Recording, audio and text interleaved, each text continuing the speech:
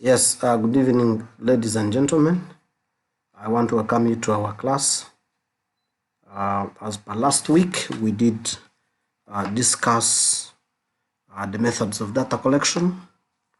And then I think this week, as the week we are concluding, we did look at sampling. And we looked at the two strategies of sampling, the main sampling strategies, that is probability, or what actually people call random sampling, but also wanted to look at non-probability, or what people call non-random sampling. So today, I want us to look at questionnaire design. Like I said in class last time, questionnaire design at times is also referred to as questionnaire construction. And so there are a number of things we want to look at. We want to begin by looking at, we have already defined what a questionnaire is in our previous classes. And so in a questionnaire, there are questions that you have set earlier that you want to interact with, or you want to ask the respondent to respond to. And so they are guiding principles. They are principles as you're designing the questionnaire that one must follow. And these include the following. One, we want to look at precision. Precision is basically saying that the questions, as you're drafting your questionnaire, your questions must be very short, not very short, but they should be short and precise. But when we say very short or short and precise, that does not mean that they don't bring out the actual meaning. So as you do that, you must all be able to understand that whereas they are short and precise, but they must bring out sufficient information that you want to correct.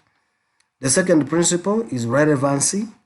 And here we are saying that the questions you formulate, the questions you design, they should be relevant to the research objectives and the variables of the study, and also to the respondent. And this is very key, because sometimes you may formulate questions that don't answer the research objective, that do not consider your study variables, both the independent and independent variables. And I hope that at this level we are able to know what is an independent variable and what is a dependent variable.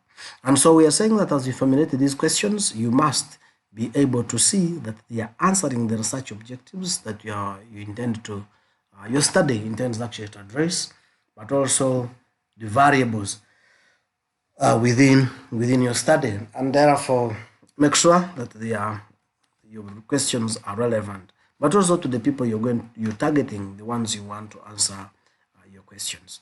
Then the other issue is the question order, that logical progression of questions. You must begin with simple questions. As you move on, as you go on, then you should be able to get to the complex one. And then, so we are saying we may need to begin from the general questions, the common questions, the general knowledge questions, as you come to the specific ones. So why? Because you want to build that rapport, you want to build that confidence within the respondent. You don't want to begin with complex questions. You want to begin with simple ones. And many times in questionnaire, we want to begin with demographic characteristics. What's your age group? What's your level of education? Are you married or single? How many children? So you want to begin with those simple questions as you progress to the general questions. So like I said here, I've given an example. Begin with filter questions. Do you have children? If someone says yes or no, so you give those options. If not, they can move to another question. If yes, how many? Do they go to school? And so forth. So these actually help you build that friendship and that conducive environment for data collection. The other key and paramount principle is the after question order is actually the what I've called here question content. Question content, the wording, the way you are phrasing your questions, the way you present them, they should never ever offend the respondent. For example, you want to avoid ambiguous questions. What are ambiguous questions? These are questions that have several meanings. For instance, what is your tribe? Okay, sometimes such questions may offend. But also, what is occupation? What is your relationship? How is your relationship?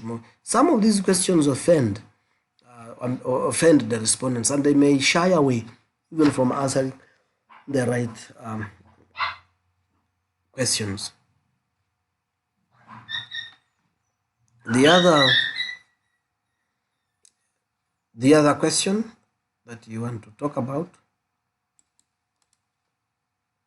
is what I've called double-barreled questions. And when we talk about double-barreled questions, so we're saying double-barreled questions, these are questions that have two or more meanings. They could be not as such, but they are questions that you ask two or more questions in one. For instance, are you married and you have children? Yes, someone, before they answer whether they are married or not, you are going ahead to ask whether they have children. These are double-barreled questions, two or more questions in one. Then the other questions you need to avoid, again, that actually, when you're writing your questions that may offend the respondent, are leading questions, those that seem to guide the response in a specific direction. Don't you think NRM has done a good job? It's like you're already saying it has done a good job.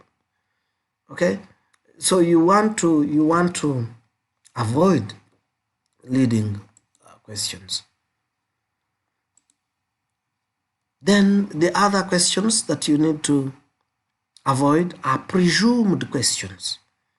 How often do you attend church services? For example, do you know whether this person goes to church or not? So why would you why would you go ahead to ask how often before understanding whether this person goes to church or not? Unless it is obvious that the respondent goes to church, then you can proceed ahead. You can go ahead to ask questions of how often do you attend church services, or how often do you attend church. Now, in a situation where this person does not attend church, then you're already putting them off, and it's like you're offending them.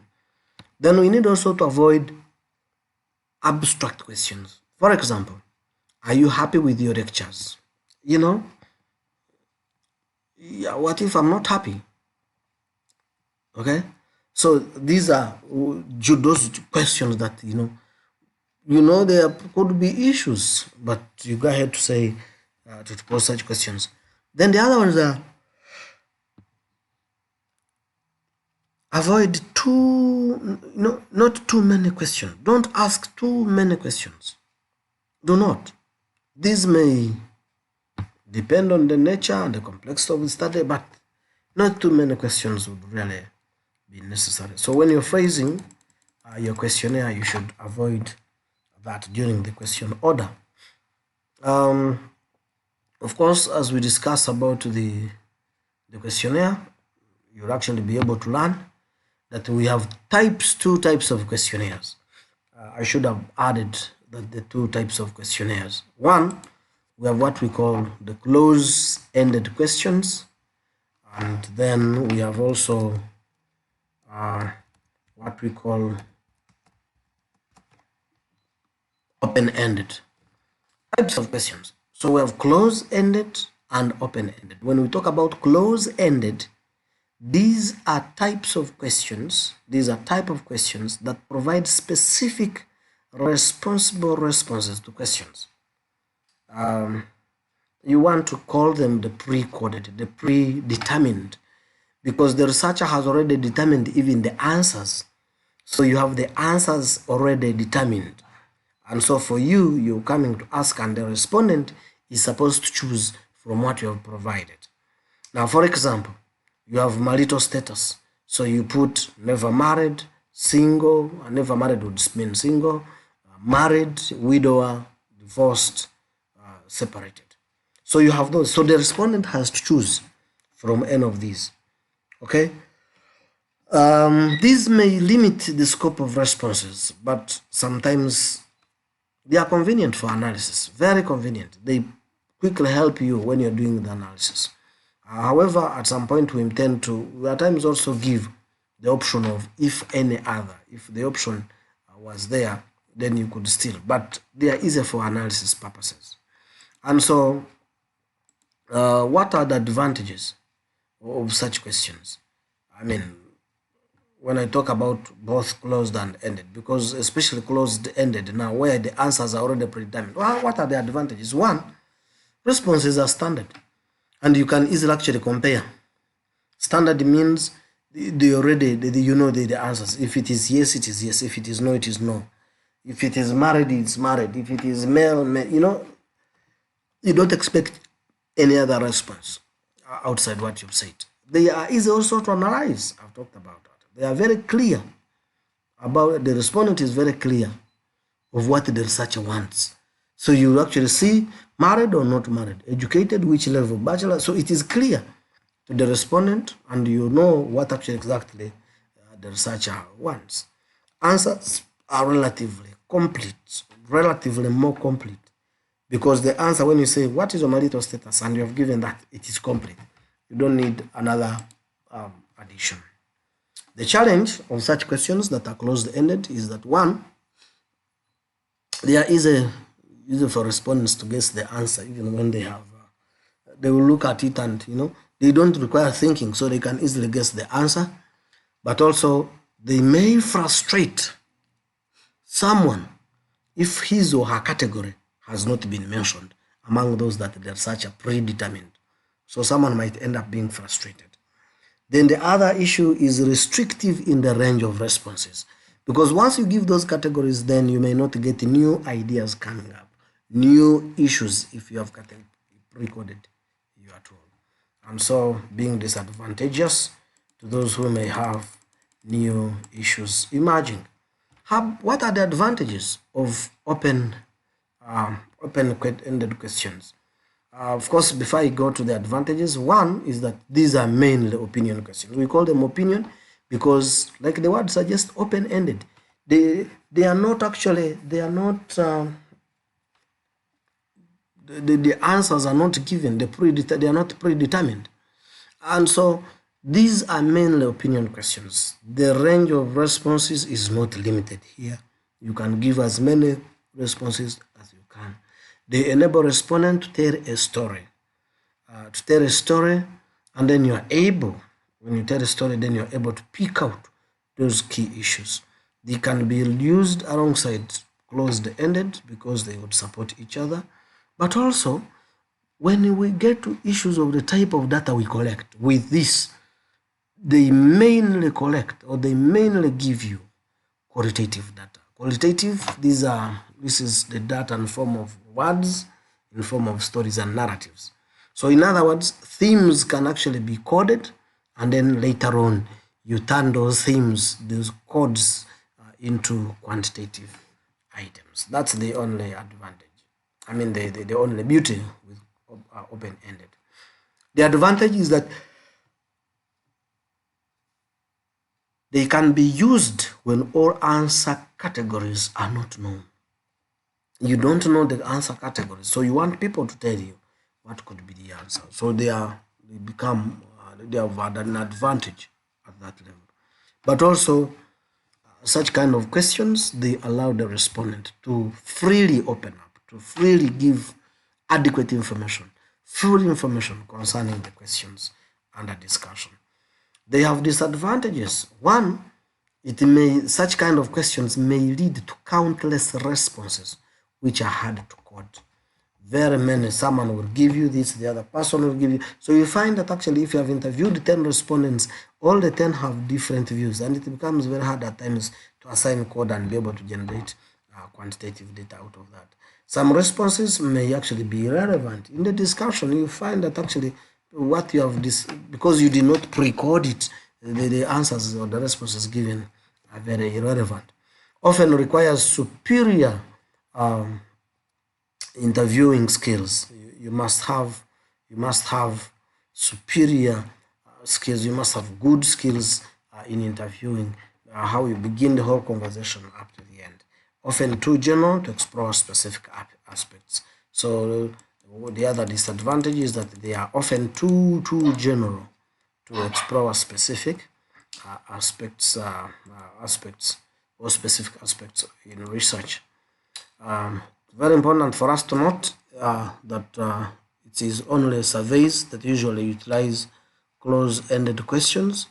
That is, when we talk about survey, remember we said this is a quantitative approach, while the non-survey approaches mainly use open-ended questions. That is qualitative approach. It is much easier for you as a learner to understand, or as a researcher to handle data from close-ended questions than it can be, or it could be a case with open-ended. In other words, data under qualitative, under closed-ended is much easier to be dealt with than you do for open-ended questions. So your structure of questions, or your structure of an instrument, should look like this. There should be a heading. What is the study about? So someone should be able to read part of your introduction, part of your opening remarks, should be able to understand the study or the topic. What is it about? There should be an introduction. You should be able to introduce yourself, tell the people who are going to answer your questions the purpose of the study. You must also give instructions. For example, for question this and this, so questions that have predetermined answers, you can actually circle or tick. Those that are open-ended, write as many options as you can. You can also give key questions to be answered. There are key questions you would want to mention in your research that for part of this and this, they are very key for you to answer. Adequate space for answers. As you draft your questionnaire, you should leave enough space for people to write in. Space for reflective comments. At the end of the day, you can do that, but should also not be crowded and not too long, because if it's too long, then people will feel bored to continue. To engage in such a conversation. So, ladies and gentlemen, I want you to listen to this carefully, and after you'll answer the following questions in your wherever you are. Thank you for viewing this. Please take time, go through questionnaire design. Our next class, as we'll be meeting, I think our next class. So our next class will be looking at data processing, and I think once we're done with that, then we'll see what happens next. Thank you for listening. Please circulate this to your comrades. Have a blessed evening.